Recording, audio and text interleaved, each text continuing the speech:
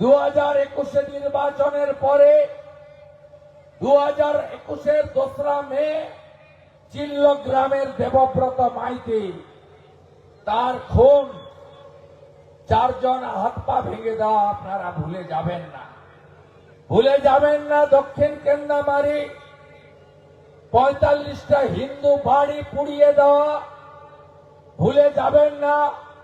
তারাচাঁদ বাড়ে 17টা হিন্দু বাড়ি লুট করা আপনারা দয়া করে ভুলে যাবেন না। অন্যদিকে 23-এর পঞ্চায়েতে 17-র মধ্যে 11 পঞ্চায়েত জিতেছি, 2টো ব্লক জিতেছি, কোথাও ঝামেলা করতে দিইনি, কোথাও গোলমাল করতে দিইনি। ভেকুটিয়া সোনাচূড়াতে 2টো ঘটনা ঘটেছিল।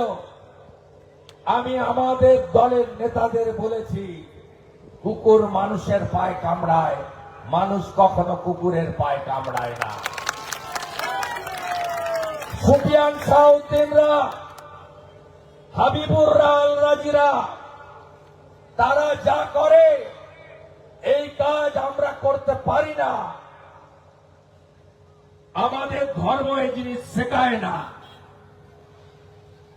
আপনারা দেখেছেন 24-এর লোকসভা ভোটে অভিজিৎ বাবু 80,000 ভোটে জিতেছে।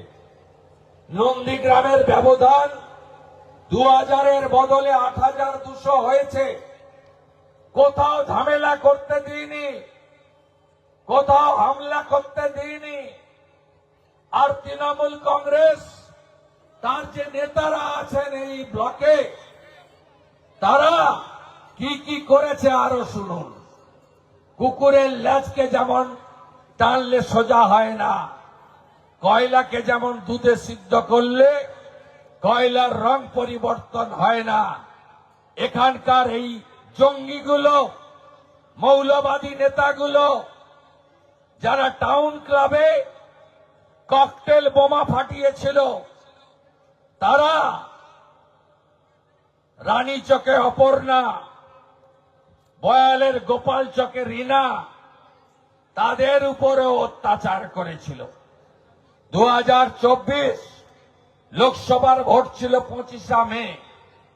23 মে রাত্রে মনসা বাজারে রাধারানী আমাদের রথিবালা আড়ি তাকে থেতলে খুন করেছে 65 বছরের বৃদ্ধা শিডিউল কাস্ট পরিবার।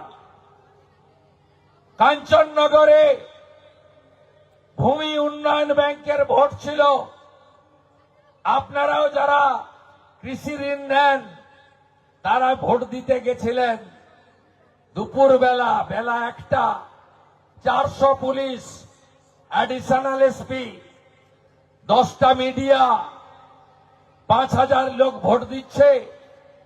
এই গুন্ডাগুলো দাউদপুরের শামসুল, শামসাবাদের মনসুর, গড়চক্রবেড়িয়ার আলরাজি, হাজরাকাটার শাহউদ্দিন, জাকির, এরা ভোটারদের উপরে সবার সামনে এত বড় বড় শক্তিশালী বোমা নিক্ষেপ করছে। আজকে আমি আপনাদেরকে শান্তিতে রাখার মন্ত্র নিয়ে নন্দীগ্রামকে আগলে রাখার চেষ্টা করেছি। হ্যাঁ, উন্নয়নও আমি করেছি।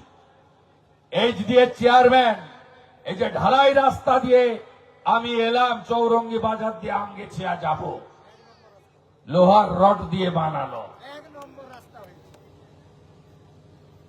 নন্দীগ্রামের সঙ্গে মমতা ব্যানার্জি বিশ্বাসঘাতকতা করেছেন। আপনি যদি নিজের দমে মুখ্যমন্ত্রী হতেন 2001-এ হতেন। আপনি নন্দীগ্রামের শহীদ পরিবারের রক্ত মারিয়ে হয়েছেন বলেই 2011-তে হয়েছেন, নইলে আপনি দিদি থেকে দিদিমা হয়ে যেতেন, কোনদিন মুখ্যমন্ত্রী হতে পারতেন না। আপনি কি কি অন্যায় করেছেন?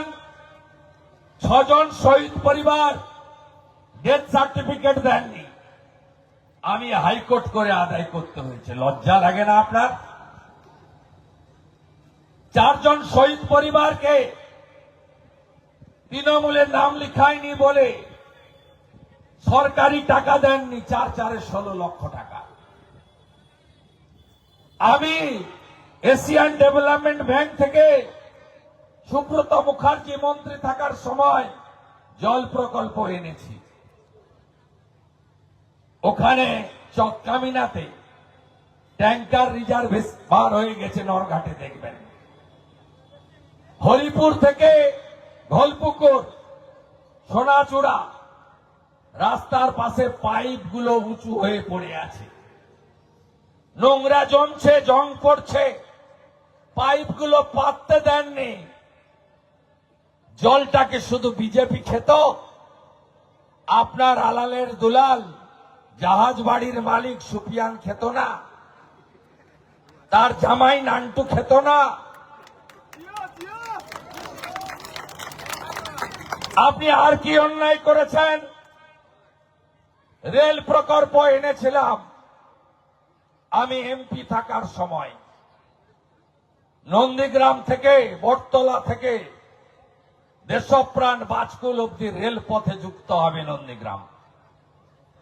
80 একর জমি দরকার ছিল, 74 একর জমি রেলের হাতে ছিল, আর 6 একর জমি দিলে আমি নির্বাচনের আগেই আপনাদের রেলগাড়িতে চড়িয়ে দিতাম।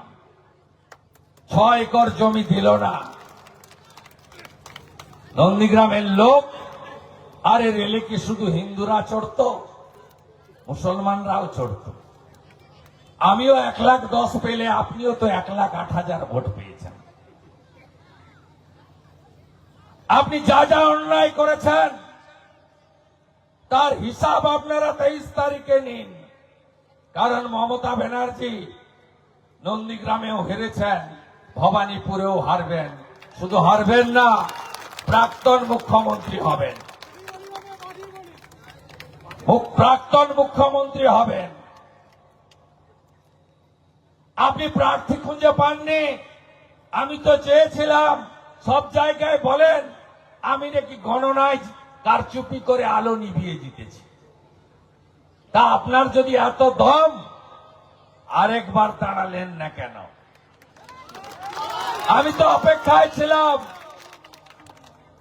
আমি শেষ দিন দেখলাম ওদের দলে লোক নেই। আইপ্যাকের বাবুরা একজনকে কিনলেন কেজি দরে, তার আবার বহু রঙ্গ, নাম আমি বলবো না, কেউ চেনে না তাকে। এখানে যদি ছেড়ে দেন কেউ খুঁজেই পাবে না তৃণমূলের প্রার্থীকে। এর থেকে বামপন্থী কবির মোহাম্মদকে বেশি লোক চেনে। আমার সঙ্গে উনার দেখা হয়েছে একটু আগে, আমি নমস্কার করেছি, ভদ্রলোক।